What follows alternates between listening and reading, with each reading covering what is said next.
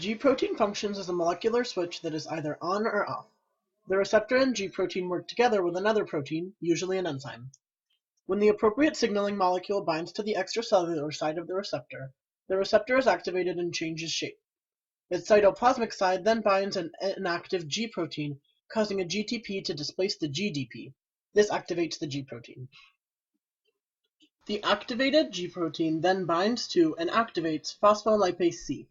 Once it activates the enzyme, the G protein then hydrolyzes its bound GTP to GDP and a phosphate. Phospholipase C cleaves a plasma membrane phospholipid called PIP2 into DAG and IP3.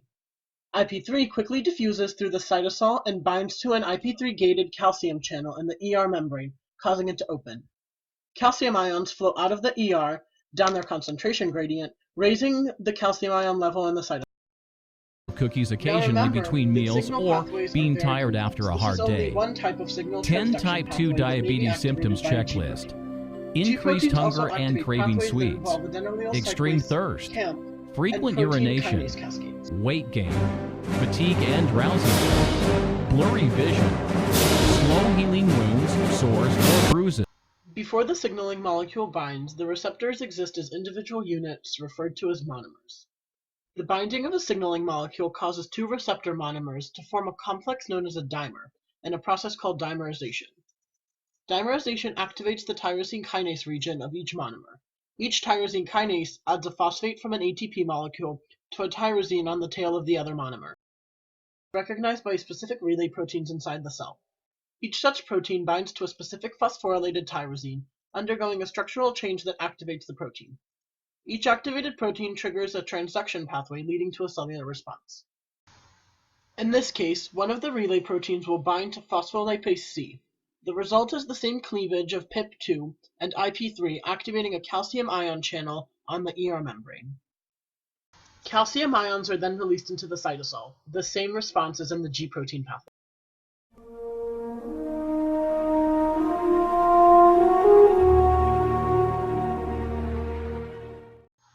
The signal transduction pathway for glucose regulation begins with an insulin signal. The insulin signal binds to an insulin receptor which has two subunits. The top subunit is a receptor and the bottom subunit has tyrosine kinase enzymes. The insulin signal triggers tyrosine kinase activity in the bottom subunit. This kinase phosphorylates two enzymes, mitogen-activated protein kinase and PI3 kinase. The activation of the MAP kinase leads to completion of functions like cell growth and gene expression. However, the PI3 kinase pathway is most important for glucose regulation because it is responsible for the distribution of glucose for important cell activities. Thus, excess glucose from eating food is used up within the cell. Type 2 diabetes involves a defective insulin signal transduction pathway. As the insulin signal binds to the insulin receptor, the receptor does not recognize the signal and there is no transduction pathway or response. Thus, glucose is not used in the cell and blood sugar levels become very high within the body. Symptoms of type 2 diabetes are very mild, thus they're not very noticeable. Symptoms include things such as being very thirsty, peeing a lot, blurry vision, being irritable, tingling or numbness in your hands or feet, feeling worn out, and wounds that don't heal.